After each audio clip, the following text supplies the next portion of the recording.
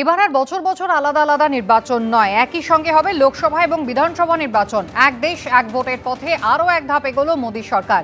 এবার মিলল কেন্দ্র মন্ত্রিসভার সবুজ সংকেত। সূত্রের খবর, সংসদে চলতি শীতকালীন অধিবেশনেই এক দেশ এক ভোট বিল পেশ করতে পারে কেন্দ্র।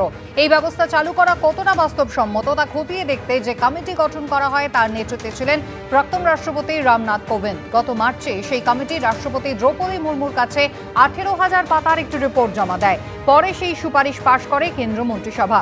গতকাল বিলে সবুজ সংকেত দিয়েছে প্রধানমন্ত্রী নরেন্দ্র মোদীর নেতৃত্বাধীন মন্ত্রিসভা। এবার বিল পেশ করা হবে সংসদে।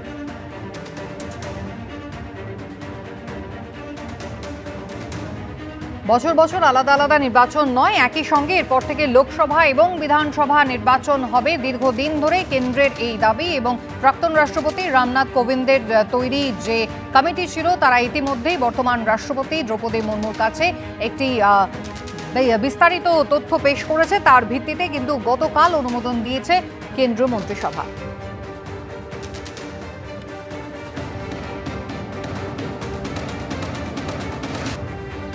তৃণমূল কংগ্রেস কিন্তু শুরু থেকেই বিরোধিতা করেছে। গতকালও মমতা বন্দ্যোপাধ্যায় তিনি সরব হয়েছেন। এক্স হ্যান্ডেলে তিনি লিখেছেন, বিশেষজ্ঞ এবং বিরোধী নেতাদের উদ্বেগ উপেক্ষা করে অসাংবিধানিক এবং যুক্তরাষ্ট্রীয় কাঠামোর পরিপন্থী এক দেশ এক ভোট বিলের মাধ্যমে বুলডোজার চালাতে চাইছে কেন্দ্র মন্ত্রিসভা।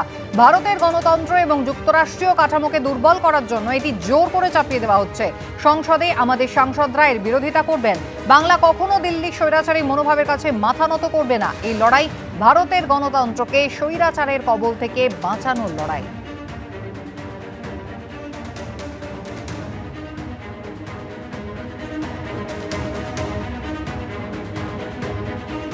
1951 থেকে 52 সালে ভারত একই সঙ্গে লোকসভা এবং বিধানসভার নির্বাচন শুরু করে। 1967 সাল পর্যন্ত সেটাই চলে, কিন্তু তারপর কিছু বিধানসভা ভেঙে যাওয়ায় আলাদাভাবে ভোট হতে থাকে। ইন্দিরা গান্ধীর জমানায় 1983 সালে এক দেশ এক ভোট ফিরিয়ে আনার প্রস্তাব আসে। সেই সময় এই প্রস্তাব দেয় জাতীয় নির্বাচন কমিশন। শেষ অবধি তা বাস্তবায়িত হয়নি। এবার তৃতীয় মোদী সরকারের মন্ত্রিসভা সেই প্রস্তাবই পাশ করল।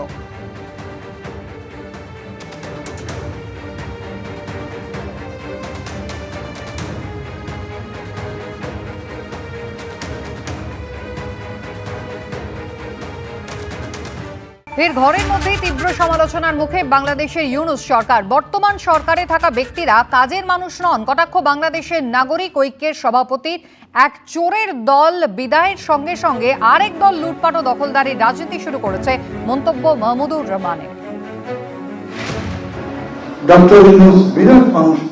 ডক্টর ইউনূসের সাথে যারা যারা আছেন তারা কিন্তু এই শেখ হাসিনা বা অন্যান্যদের নাম আমি বলছি না, বিভিন্ন কারণে আপনারা বুঝে নেবেন, তাদের মতো নয়। তাদের নামে চুরির অভিযোগ নাই, তারা লুটেরা না, তারা মিথ্যুক নয়, তারা প্রতারক নয়, তারা নিজের নিজের জায়গায় সফল। এরা ভালো মানুষ বলে পরিচিত, কিন্তু তারপরেও চালের দাম তো কমে না, জিনিসের দাম তো কমেনি, রাস্তাঘাটের জ্যাম তো কমে না। পুলিশ ঠিক হয়েছে, ভালো হয়েছে, ব্যুরোক্রেসি ঠিক হয়েছে, প্রশাসন ঠিক হয়েছে, ডিসি অফিস অফিস যত জায়গাতে যান, ঘুষ এখনো চলে না টুকটাক। আমি এক চোর বদলে আরেক চোরকে বসাবার জন্য কাজ করেছি। আমি লড়াই করেছি চুরি বন্ধ করতে, আমি লড়াই করেছি আমার অবস্থা বদলাতে। আমি দেশটা ভালো বানাতে চাই, ভালো হয়ে যান সবাই। আমি এই জন্যই বলি, এই যে সরকারটা, এই সরকারি কাজগুলো করতে পারেনি, রাজনীতি তো কোনোদিন করেনি। আগে খুব রাজনীতি করে, ভাই ভালোবাসা কি রাজনীতি করে? এখন সবাই বলছে একটা ভালো রাজনীতির সরকার যদি হতো তাহলে তারা চালাতে পারতে পারে না লোকে। কেন? যে দেশ চালায়নি, দেশ সম্পর্কে জানে না, যে মানুষ সম্পর্কে জানে না, সে দেশের ভালো করবে কিরকম করে? অতএব এই সরকার ভালো মানুষ কিন্তু কাজের মানুষ নয়। এই 4 মাস 4 দিনে কি সংস্কার হয়েছে বলেন তো? বাংলাদেশের সন্ন্যাসী চিন্ময় কৃষ্ণ দাসের বিচারের নামে ফের কার্যত প্রহসন। সন্ন্যাসীর জামিনের শুনানি এগিয়ে আনার আবেদন করেছিলেন তার আইনজীবী, কিন্তু গতকাল সেই আবেদন খারিজ করে দিল চট্টগ্রাম আদালত। বুধবার আবেদন খারিজ হয়েছিল ওকালতনামা না থাকায়, আর গতকাল ওকালতনামা নিয়ে গেলেও স্থানীয় কোনো আইনজীবী না দাঁড়ানোয় সুপ্রিম কোর্টের আইনজীবী রবীন্দ্র ঘোষের আবেদন ফের খারিজ করল চট্টগ্রাম আদালত। জানিয়ে দেওয়া হলো পূর্ব নির্ধারিত 2রা জানুয়ারি হবে এই শুনানি। ফলে আরো 3 সপ্তাহ জেলেই থাকতে হবে সন্ন্যাসী চিন্ময় কৃষ্ণ দাসকে।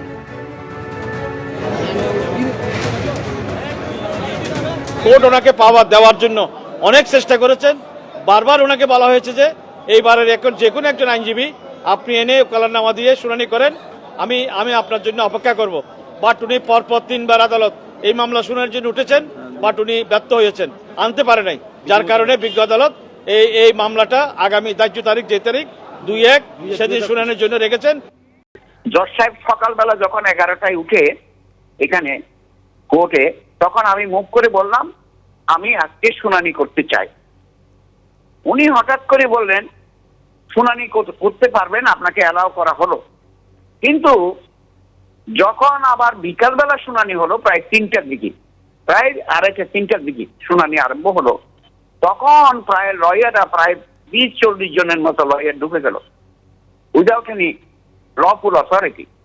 এটি কি সম্ভব বলেন? এতগুলো লয়ার কেন ঢুকলো সেটা জবাব দিতে পারছে না। তারপরে ওদের কোনো ওকালতনামা আছে না, কার পক্ষে ওরা গেল?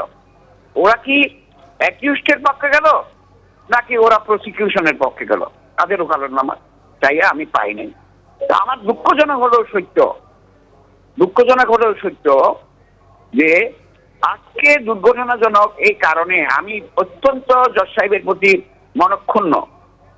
উনি কেন আমাকে শুনলেন না? কেন বললেন যে আপনি একটা লয়ার নিয়ে আসেন এখানে, লোকাল লয়ার?